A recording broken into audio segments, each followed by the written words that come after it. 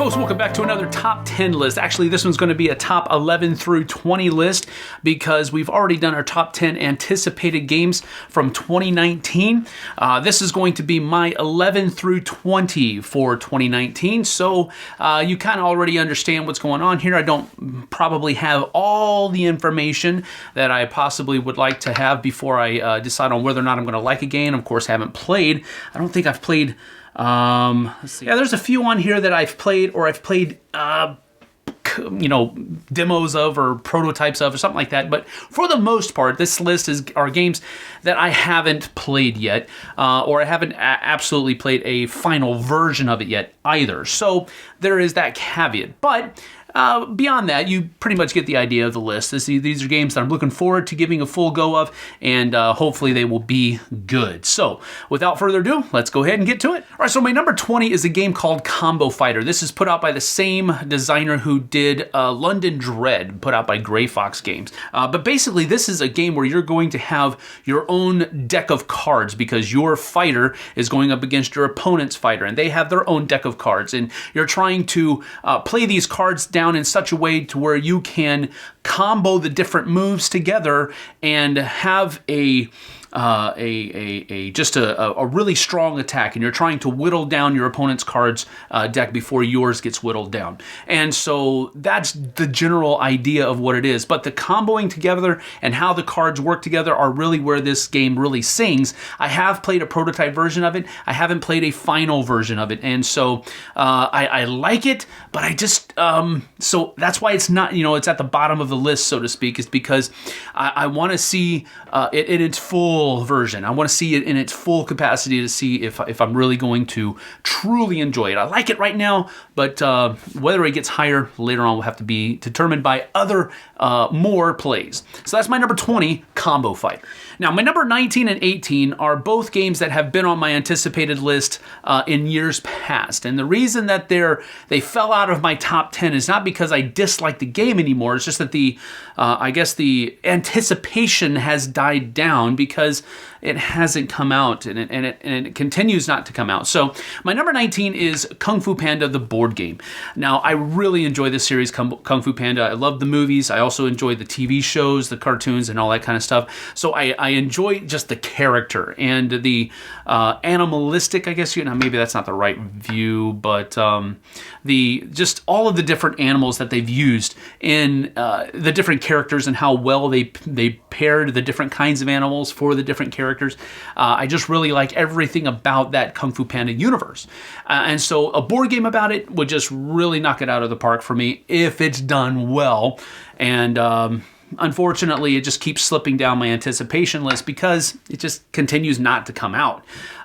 So maybe it never will, but I'm still anticipating it. Hopefully it comes out this year. Kung Fu Panda, the board game. Number 18 really kind of falls into that same category of a game that has been on the cusp of coming out for the last couple of years, and I really like the designers of the game, and I really like the company that's coming from, Backspindle Games.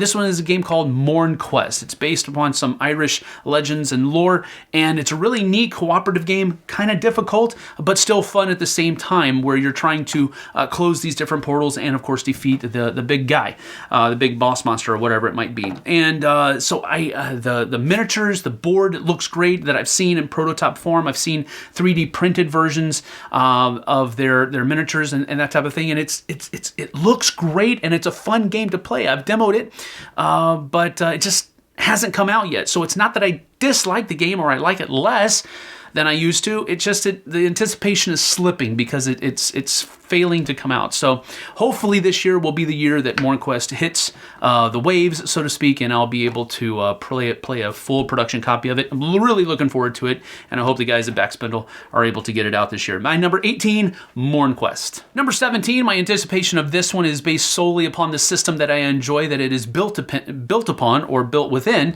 and that is a game called Heroes of Stalingrad. Now, this is going to be a standalone expansion for Heroes of Normandy, and it's going to be, of course, the Eastern Front with the Russians and the Germans, I believe. So I'm really looking forward to it. I like that. I think it's a over-neglected part of World War II history, the Eastern Front, and how the Russians and Germans were really going at each other there for a long, long time.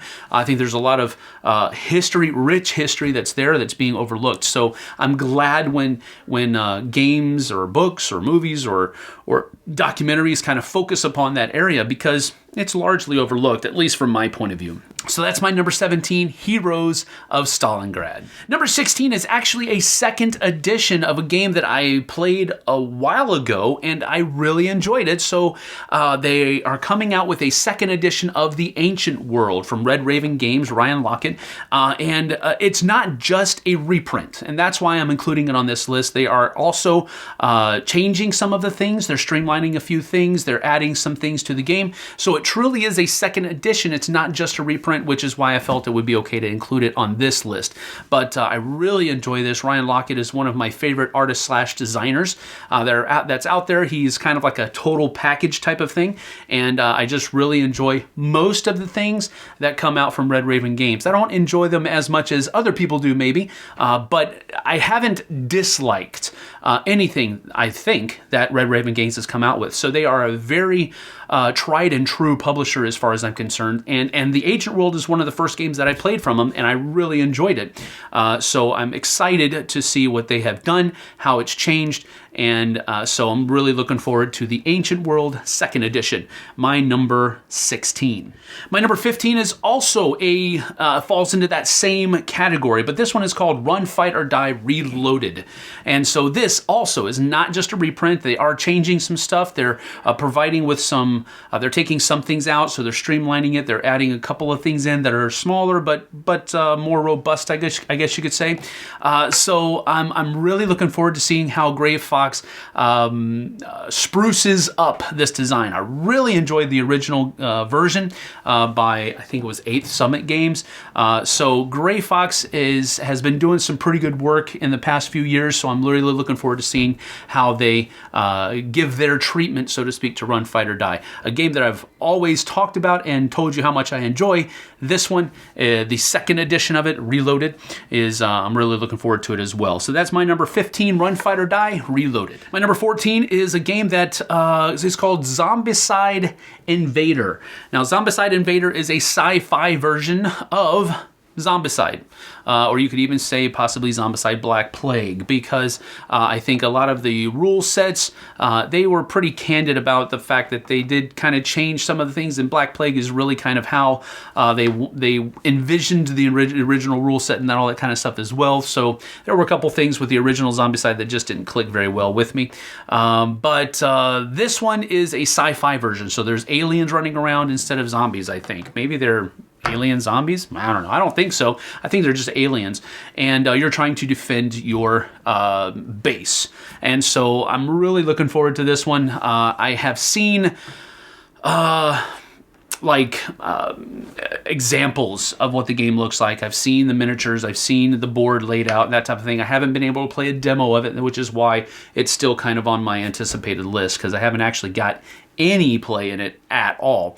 But from what I see, it looks great, and I'm looking forward to it. That's my number 14, Zombicide Invader. My number 13 is a game called Rurik, Dawn of Kiev, and I'm looking at this. It's a game that is loosely based, I believe, on history. And I'm always in when games are based, at least in some part, in some type of historical thing. Kind of taking yourself out of your present and putting it into the past and learning, and in a way, from those historical type games. And this looks like one of those things that, one of those games that's going to be like. Now, this is probably one of the more Euro-style games that's on my anticipated list, but I do like what it looks like. I like what it's based upon, so I'm looking forward to giving this one a try. Rurik, the Dawn of Kiev. My number 12 is a completely fantastical game. It's called In the Hall of the Mountain King.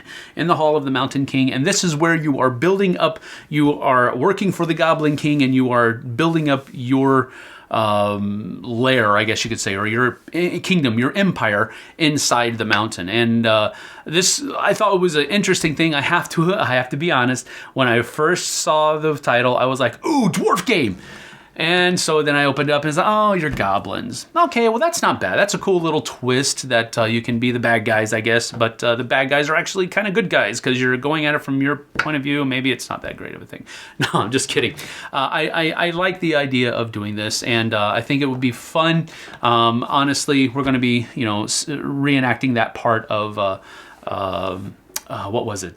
The Hobbit, when they were and running away from the Goblin King and all of that musical down, down, down in Goblin Town, that type of stuff. So I'm looking forward to this. It looks good. The production quality looks really good as well. So I'm looking forward to it. We'll see what it is. But that's my number 12 in the Hall of the Mountain King. And finally, my number 11. You guys were really kind of asking me about this in the comments of our top 10 anticipated games from 2019, but I did see it. It did appeal to me, and I'm very interested in giving it a play, and it's from Mythic Games called Reich Busters, the Project Vril, or Vril. I don't know how you pronounce it. But anyway, Reich Busters looks like it's completely right down my alley. A spin on World War II history, so it... I don't know a whole lot about it. I saw it being played at Essen. I've seen the different advertisements for it that are around the internet. I just haven't got that much more information about it. I just haven't taken time to do my research. But it does very much appeal to me, and it just missed my top 10 simply because I don't know that much about it. And there were other games that I do know a lot about, and I wanted to showcase those. But anyway, Reich Busters is my number 11 anticipated game for the year 2019, so I'm looking forward to that as well. And so that's it, my top 11 through 20 anticipated games for 2019. Hopefully you guys will be able to take a look and see what you like. But that's it. I appreciate you joining me here. I certainly think that it is a great thing that you take time out of your schedule to listen to me talk to you. That's basically about it. But anyway, I want to thank you, and we'll see you guys and gals on the flip side. Until then, take care.